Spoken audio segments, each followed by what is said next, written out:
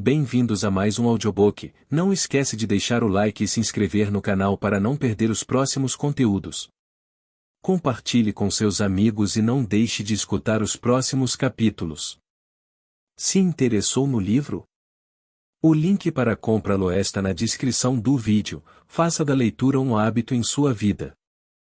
Capítulo 6 – Em ritmo hipnótico. Em que lei misteriosa é essa pela qual você toma controle permanente dos corpos das pessoas mesmo antes de possuir as suas almas? O mundo inteiro vai querer saber mais sobre essa lei e como ela funciona. E não será fácil descrever essa lei para você de tal forma que você possa entendê-la facilmente, mas você pode chamá-la o ritmo hipnótico. É a mesma lei pela qual as pessoas podem ser hipnotizadas. Então você possui o poder de usar as leis da natureza como uma teia na qual você mantém as suas vítimas em eterno controle, é isso que afirma? Isso não é somente o que eu afirmo. Isso é a verdade. Assumo o controle de suas mentes e seus corpos, mesmo antes de eles morrerem, sempre que consigo atraí-los ou assustá-los por meio do ritmo hipnótico. O que é o ritmo hipnótico? Como você o utiliza para ganhar a maestria permanente sobre os seres humanos? Terei que voltar no tempo e no espaço e dar a você uma breve descrição elementar de como a natureza usa o ritmo hipnótico. De outra forma, você não será capaz de entender a minha descrição de como uso essa lei universal para controlar seres humanos. Vá em frente, mas mantenha a sua história focada em conceitos simples, os quais eu consiga, através de minha própria experiência e conhecimento, aplicar as leis naturais conhecidas. Muito bem, farei o meu melhor. Você, é claro, sabe que a natureza mantém um balanço perfeito entre todos os elementos e toda a energia no universo. Você pode ver que as estrelas e os planetas se movem com uma precisão perfeita, cada qual respeitando o seu próprio lugar no tempo e no espaço. Você pode ver que as estações do ano vêm e vão com uma regularidade perfeita. Tire suas próprias conclusões considerando que o carvalho deriva da noz e o pinheiro cresce baseado na semente de seu ancestral. Uma noz nunca produzirá um pinheiro e um pinhão nunca produzirá um carvalho. Essas são coisas simples que qualquer pessoa consegue entender, o que é difícil realmente de se ver é a lei universal através da qual a natureza mantém um balanço perfeito por toda a miríade de universos. Vocês, humanos, tiveram consciência de uma fração dessa grande e imutável lei universal quando Newton descobriu que ela mantém a Terra na sua posição exata e faz com que todos os objetos materiais sejam atraídos para o centro da mesma. Ele chamou isso de lei da gravidade. Mas ele não foi longe o suficiente com o estudo dessa lei. Se ele tivesse ido mais longe, teria descoberto que a mesma lei que mantém a Terra na sua posição e ajuda a natureza a manter um balanço perfeito nas 4 dimensões conhecidas, na qual toda matéria e energia estão contidas, e é a rede pela qual eu amarro e controlo as mentes dos seres humanos. E me conte mais sobre essa surpreendente lei do ritmo hipnótico. Conforme já afirmei, há uma forma universal de energia com a qual a natureza mantém um equilíbrio perfeito entre toda a energia e a matéria contida neste universo. Na verdade, a natureza faz uso de maneira muito especializada dessa forma especial de energia, quebrando-a em diferentes comprimentos de onda. O processo de quebrar os comprimentos de onda é feito através do hábito. Você entenderá melhor o que eu estou tentando dizer se eu fizer uma comparação direta com o método pelo qual alguém aprende a tocar algum tipo de instrumento musical. Primeiro, as notas musicais devem ser memorizadas na mente. Feito isso, elas relacionam-se umas com as outras através da melodia e do ritmo. Pelo efeito da repetição, a melodia e o ritmo fixam-se em nossas mentes. Observe atentamente como o músico deve repetir incessantemente uma música antes de ele ter domínio sobre ela. Através da repetição, as notas musicais misturam-se e então você tem música. Qualquer impulso de pensamento que a mente repita mais de uma vez através do hábito acaba formando um ritmo organizado. Hábitos indesejáveis podem ser quebrados. Eles devem ser quebrados antes de assumir as proporções de tal forma que possam ser considerados um ritmo. Você está conseguindo me acompanhar? P. Sim. R. Bem, para continuar, o ritmo é o último estágio do hábito. Qualquer pensamento ou movimento físico que seja repetido uma, duas ou mais vezes, através do princípio do hábito, finalmente alcança a proporção do ritmo. Então o hábito, a partir desse momento, não pode ser quebrado porque a natureza o assume e o transforma em algo permanente. É algo tipo um redemoinho na água. Um objeto pode manter-se flutuando indefinidamente até que ele seja pego por um redemoinho. Nesse caso, ele não tem como escapar, pois a força da água o fará submergir. Dessa forma, pode-se comparar a energia do pensamento das pessoas com a energia da correnteza do redemoinho na água. P. Então essa é a forma com que você controla as mentes das pessoas, é isso? R. Sim. Como eu já disse algumas vezes, tudo o que tenho que fazer para ganhar o controle de qualquer mente humana é induzir a alienação. P. Pelo que estou entendendo, então o hábito de alienar-se é o maior risco que as pessoas correm de perder as suas prerrogativas ou os seus privilégios de pensar em seus próprios pensamentos e moldarem os seus próprios destinos? R. Isso e muito mais. Alienar-se é também o hábito pelo qual possuo as suas almas após os seres humanos desistirem de seus corpos físicos. P. Então o único meio de um ser humano ser salvo da aniquilação eterna é mantendo o controle sobre a sua própria mente enquanto ele está no planeta Terra. Isso é verdadeiro? R. O que você afirmou está perfeitamente correto e é a mais absoluta verdade. Aqueles que controlam e usam as suas mentes escapam da minha rede. Todos os outros acabam em minhas mãos, e isso ocorre tão naturalmente quanto o sol se põe no ocidente. P. E isso é tudo o que há para saber sobre ser salvo da aniquilação eterna? Por acaso aquilo que você chama de oposição não tem nada a ver com a salvação das pessoas? R. Eu posso ver que você realmente pensa de forma profunda. A minha oposição e essa força que vocês humanos chamam de Deus tem tudo a ver com a salvação das pessoas da aniquilação eterna. E é justamente por essa razão que é a minha oposição que fornece a cada ser humano o privilégio divino de poder usar a sua própria mente. Se você usar essa força para manter controle sobre a sua própria mente, você acaba se tornando uma parte dela, no momento em que você deixar o corpo físico. Se você por acaso negligenciar o uso da sua mente, aí então eu entro e assumo o privilégio de tomar essa negligência através da lei do ritmo hipnótico.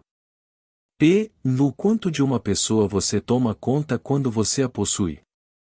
R. Em tudo o que sobra depois que ela deixa de controlar e usar a sua própria mente. P. E em outras palavras, quando você ganha o controle de uma pessoa, você toma conta de toda a sua individualidade até o momento em que ela deixa de usar a própria mente. Isso está correto? R. Essa é a forma com que trabalho. P. No que você faz com as pessoas que você controla antes da morte? O que de útil essas pessoas fazem para você enquanto elas vivem? R. Eu as uso ou uso o que sobrou delas, e depois que tomo conta de sua mente, essas pessoas tornam-se propagandistas e me ajudam a preparar as mentes de outras pessoas para que entrem no hábito da alienação. P. Você não apenas engana as pessoas destruindo seus poderes para controlar as suas próprias mentes, mas as usa para ajudá-lo no trabalho de emboscar outras? R. Sim, não deixo passar nenhuma oportunidade. P. Vamos voltar para o assunto do ritmo hipnótico. Conte-me mais de como essa lei funciona. Mostre-me como você usa indivíduos para ajudar a ganhar o controle sobre outros. Quero saber algo de tal forma que você me mostre a maneira mais efetiva com que você usa o ritmo hipnótico. R. Vá, isso é fácil.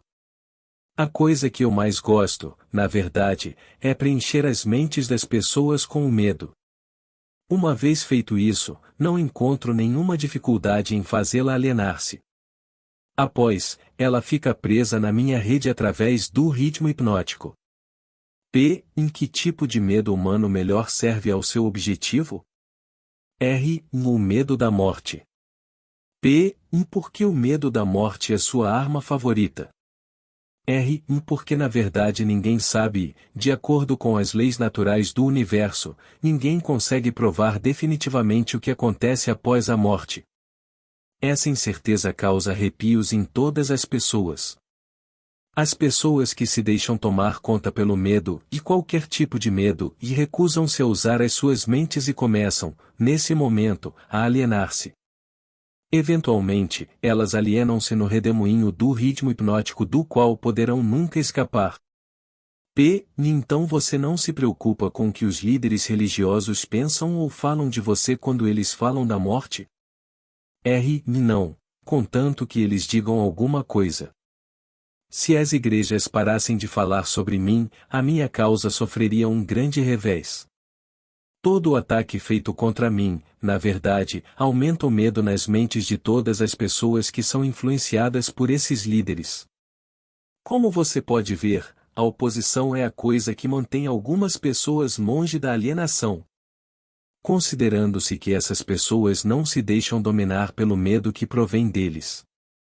P. Você afirma que as igrejas ajudam na sua causa em vez de ajudar as pessoas.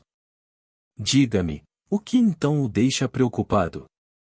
R. A minha única preocupação é que algum dia um real pensador possa aparecer na Terra. P. O que aconteceria se um pensador aparecesse na Terra? R. Você me pergunta o que aconteceria? Vou contar-lhe o que aconteceria. As pessoas aprenderiam a maior de todas as verdades, e que o tempo que elas passam temendo alguma coisa, se fosse revertido em fé, daria a elas tudo o que elas gostariam de ter do mundo material e também as salvariam de mim, após a sua morte física. Você não acha que isso é algo que vale a pena pensar? P. Qual o principal obstáculo para aparecer um pensador no mundo? R. Medo da crítica. Talvez possa interessar a você de que o medo da crítica é a única arma eficaz que tenho para lutar contra você. Se você não tivesse medo de publicar essa confissão, após arrancá-la de mim, eu certamente perderia o meu reino na terra. P. E se eu o surpreendesse e a publicasse, quanto tempo levaria para você perder o seu reinado? R. Apenas tempo o suficiente para que uma geração de crianças crescesse em entendimento. Você não consegue tirar os adultos de mim. Eles estão muito presos na minha rede. Mas se você publicasse essa confissão já seria o suficiente para manter-me longe do controle daqueles que ainda não nasceram e também daqueles que ainda não alcançaram a idade da razão. Você não ousaria publicar o que eu lhe falei sobre os líderes religiosos. Eles crucificariam você. P. Pensei que a prática selvagem de crucificação já estivesse fora de moda há mais de 2000 anos. R. Não quero dizer crucificação literalmente numa cruz. O que quero dizer é que você sofreria uma crucificação social e financeira. A sua renda seria cortada. Você se tornaria uma persona non grata nos círculos sociais. Líderes religiosos e seus seguidores tratariam você com desprezo. P. Suponho que eu deveria escolher apostar as minhas fichas com os poucos selecionados que fazem uso de suas próprias mentes, em vez de me preocupar com o medo das massas de pessoas que não usam as suas mentes e as massas de pessoas que você clama ter 98%? R. Se você tiver coragem suficiente para fazer isso, prejudicará o meu estilo. P. Por que você não fala de nenhum cientista? Não gosta de cientistas? R. Sim, eu gosto de todas as pessoas e muito, mas os verdadeiros cientistas estão fora do meu alcance. P. Por quê? R. Porque eles pensam por si mesmos e gastam o seu tempo estudando as leis naturais. Eles lidam com fenômenos de causa e efeito, com fatos onde quer que os achem. Mas não cometa o erro de acreditar que cientistas não têm religião. Eles têm uma religião muito bem definida. P. Qual é a religião deles? R. Da religião da verdade. A religião das leis naturais. Se o mundo algum dia produzir um pensador de muita capacidade com habilidades para desvendar os mais profundos segredos da vida e da morte, você pode ter certeza de que a ciência será responsável por essa catástrofe. P. Catástrofe para quem? R. Para mim, é claro. P. Vamos voltar ao assunto do ritmo hipnótico, eu quero saber mais sobre ele. Ele tem alguma coisa a ver com o princípio pelo qual as pessoas podem hipnotizar umas às outras? R. É precisamente a mesma coisa, e eu já lhe disse isso. Por que você repete tanto as suas questões? P. E isso é um velho costume meu, Sua Majestade. Para seu esclarecimento, eu lhe direi que na verdade estou forçando você a repetir muitas de suas afirmações pelo simples fato de dar ênfase. Também estou tentando ver se consigo pegar você em alguma mentira. Não mude o assunto, volte para o ritmo hipnótico e me conte tudo o que você sabe sobre ele. Eu, por acaso, sou uma vítima? R. Neste momento não, mas muito pouco faltou para você cair na minha rede. Você se alienou através do redemoinho do ritmo hipnótico, até o momento em que você descobriu como me forçar a fazer essa confissão. Aí, nesse momento, perdi o controle sobre você. P. Que interessante. Você não está tentando me recapturar através da bajulação, está? R. Essa seria a melhor propina que eu poderia oferecer a você. É exatamente o tipo de suborno que usei em você efetivamente antes de você conseguir ser mais esperto do que eu. P. Com o que exatamente você me seduziu? R. Com muitas coisas, sendo as principais o sexo e o desejo por autoexpressão. P. Que efeito as suas propinas tiveram sobre mim? R. Elas fizeram com que você negligenciasse o seu principal objetivo na vida e fizeram com que você começasse a se alienar. P. E isso foi tudo que você fez para mim com seus subornos? R. E isso já é muito. P. Mas já estou de volta no caminho e fora do seu alcance agora, não estou? R. Sim, você está temporariamente fora do meu alcance, porque você não está alienado. P. No que quebrou o seu feitiço sobre mim e me libertou do hábito da alienação? R. A minha resposta poderá humilhar você. Você quer ouvi-la? P. Vá em frente e fale, Sua Majestade. Eu desejo aprender tudo o quanto possa aguentar sobre a verdade. R. Quando você encontrou um grande amor na mulher da sua escolha, eu perdi o meu controle sobre você. P. Então você vai me acusar de estar me escondendo atrás das saias de uma mulher, é isso? R. Não, na verdade não se escondendo. Eu não colocaria dessa forma. Diria que você aprendeu como aproveitar-se positivamente da mente de uma mulher de alto nível. P. A saia da mulher então não tem nada a ver com isso? R. Não, mas o seu cérebro sim. Quando você e a sua esposa começaram a combinar os seus dois cérebros através do hábito do Mastermind todos os dias, você se deparou com o poder secreto do qual você me forçou a realizar essa confissão. P. E isso é verdade ou você está tentando me bajular de novo? R. Eu poderia bajulá-lo e seduzi-lo se eu estivesse sozinho com você, mas não consigo enquanto você estiver fazendo uso da sua mente e da sua mulher de forma combinada. P. Estou começando a entender algo importante. Estou começando a entender o que queria dizer aquela passagem da Bíblia que dizia de forma enfática: quando dois ou mais reunirem-se e pedirem por qualquer coisa em meu nome, lhes será concedido. É verdade, então, que duas mentes são melhores do que uma? R. Não somente é verdade, mas é necessário antes que alguém consiga continuamente contatar a grande central de inteligência infinita que conhece tudo o que é, o que foi, e o que será. P. E existe essa central de inteligência infinita? R. Se não existisse, você não estaria neste momento me humilhando, obrigando-me a confessar meus principais segredos. E não é perigoso dar esse tipo de informação para o mundo? Claro, é muito perigoso para mim. Se eu fosse você, não entregaria esse tipo de informação. Vamos voltar agora para a técnica através da qual você faz com que suas vítimas caiam no hábito da alienação. Qual o primeiro passo que um alienado deve dar para quebrar esse hábito tão diabólico? Um desejo ardente de quebrá-lo. Você com certeza sabe que ninguém pode ser hipnotizado por outra pessoa sem estar consciente e apto a ser hipnotizado.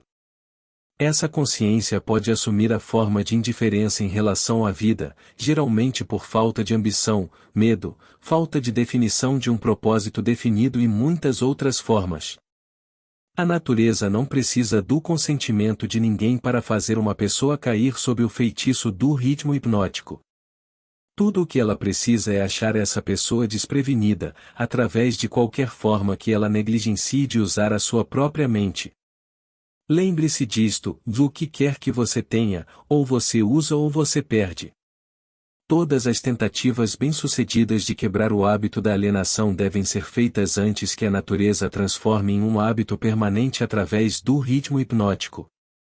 E pelo que estou entendendo, o ritmo hipnótico é uma lei natural através da qual a natureza fixa a vibração de todos os ambientes. Isso é verdade? Sim, a natureza usa o ritmo hipnótico para fazer os pensamentos dominantes de uma pessoa e os seus hábitos de pensamento se tornarem permanentes. É por isso que a pobreza é uma doença. A natureza faz dessa forma fixando permanentemente os hábitos de pensamento de todos os que aceitam a pobreza como uma circunstância inevitável. Através dessa mesma lei do ritmo hipnótico, a natureza também fixará permanentemente pensamentos positivos de riqueza e prosperidade. Talvez você entenda melhor a forma com que o ritmo hipnótico trabalha se eu lhe disser que a sua natureza é fixar permanentemente todos os hábitos, sejam eles mentais ou físicos. Se a sua mente teme a pobreza, a sua mente atrairá a pobreza.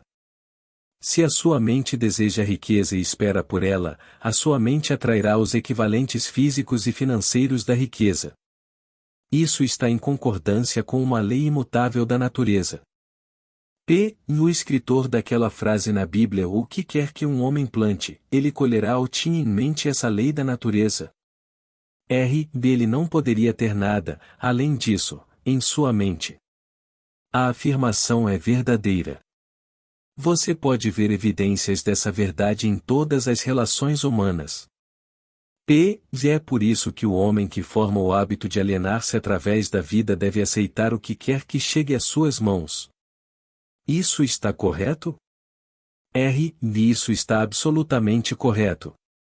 A vida paga ao alienado pelo seu próprio preço, em seus próprios termos. O não alienado faz a vida pagar nos seus termos. E por acaso a questão da moral não entra no que se consegue da vida? Para falar a verdade, a única razão em que entra a moral é que ela tem uma influência direta nos pensamentos de uma pessoa. Ninguém consegue o que quer da vida meramente sendo bom, se é o que você está querendo saber. Não, acho que não. Entendo o que você quer dizer. Estamos todos onde estamos e somos o que somos pelos nossos feitos. Não exatamente. Você está onde está e você é o que é por causa de seus pensamentos e de suas ações. Então, isso que chamam de sorte não existe, é isso? Enfaticamente, não. As circunstâncias que as pessoas não entendem são classificadas sob o título de sorte. Por trás de toda a realidade existe uma causa. Muitas vezes, a causa está tão longe do efeito que a circunstância pode ser explicada somente atribuindo-se à sorte. A natureza não reconhece tal lei como sorte. É uma hipótese feita pelo homem, com a qual ele explica as coisas que ele não entende. Os termos ou sorte e milagre ou são irmãos gêmeos. Nenhum dos dois possui uma existência real, exceto na imaginação das pessoas. Ambos são usados para explicar aquilo que as pessoas não entendem. Lembre-se disso, tudo que possui uma existência real pode ser provado como tal. Mantenha essa verdade na sua mente e você se tornará um pensador mais profundo. P. O que é mais importante, pensamentos ou atos? R. Todos os atos seguem pensamentos. Não existem feitos sem antes ter havido um padrão de pensamento que o antecedesse. Além disso, todos os pensamentos têm uma tendência de se tornarem a sua contraparte física. Os pensamentos dominantes, que são aqueles que uma pessoa mistura com as emoções, desejos, esperança, fé, medo, ódio, ganância, entusiasmo, eles não apenas têm a tendência de se tornarem o seu equivalente físico como estão fadados a se tornarem o equivalente físico. P. E isso me leva a lhe pedir que me conte mais sobre a sua pessoa. Onde, além das mentes das pessoas, você se fixa e realiza seus planos? R. Opero onde quer que haja algo que eu possa controlar e me apropriar. Já lhe disse que eu sou a porção negativa do elétron da matéria. Sou a explosão do raio. Sou a dor na doença e o sofrimento físico. Sou o general que não é visto na guerra. Sou o agente desconhecido da pobreza e da fome. Sou o executor na pena de morte. Sou um inspirador do desejo na carne. Sou o criador da inveja, da ganância e do ciúme. Sou o instigador do medo. Sou o gênio que converte as realizações de homens da ciência em instrumentos de morte. Sou o destruidor da harmonia em todas as formas de relações humanas. Sou a antítese da justiça. Sou a força propulsora de toda a imoralidade. Sou o obstáculo para tudo o que é bom. Sou a ansiedade, o suspense, a superstição e a insanidade. Sou o destruidor da esperança e da fé. Sou o inspirador da fofoca destrutiva e do escândalo. Sou o desencorajador do pensamento livre e independente. Em resumo, sou o criador de todas as formas de miséria humana, o instigador do desencorajamento e do desapontamento. P. E você não chama isso de frio e cruel? R. Eu chamo isso de certo e confiável. A crise econômica mundial quebrou os hábitos dos homens em todas as partes e redistribuiu as fontes de oportunidades em todos os setores da vida, em uma escala sem precedentes. O álibi do alienado, com o qual ele tenta explicar a sua posição indesejável, é o seu grito de que não existem novas oportunidades no mundo. Não alienados não esperam pela oportunidade para trilhar o seu caminho. Eles criam oportunidades que estejam em acordo com os seus desejos e necessidades. P. Os não alienados são espertos o suficiente para evitar a influência do ritmo hipnótico. R. E ninguém é esperto o suficiente para fugir da influência do ritmo hipnótico.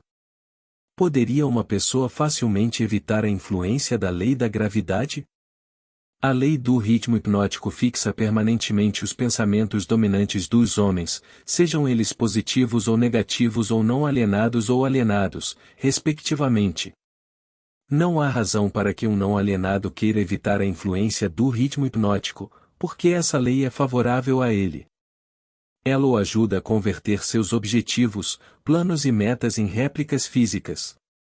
Ela fixa os seus hábitos de pensamento e os faz permanentes. Somente um alienado desejaria escapar da influência do ritmo hipnótico. P. Em boa parte da minha vida adulta fui um alienado. Como foi que consegui escapar do redemoinho do ritmo hipnótico? R. Você não escapou. A maior porção dos seus pensamentos e desejos dominantes, desde o momento em que você alcançou a vida adulta, tem sido um desejo definido de entender todas as potencialidades da mente.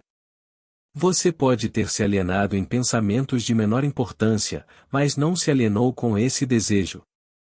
Devido ao fato de não ter se alienado, você agora está gravando um documento que lhe dará exatamente o que os seus pensamentos dominantes desejavam da vida. P. E por que a sua oposição não usa o ritmo hipnótico para fazer com que pensamentos positivos e causas nobres tornem-se permanentes? Por que a sua oposição permite que você use essa força estupenda como um meio de enredar as pessoas em uma rede diabólica gerada pelos seus próprios pensamentos e ações? Por que a sua oposição não vence você blindando as pessoas com pensamentos que construam e as eleve acima da sua influência?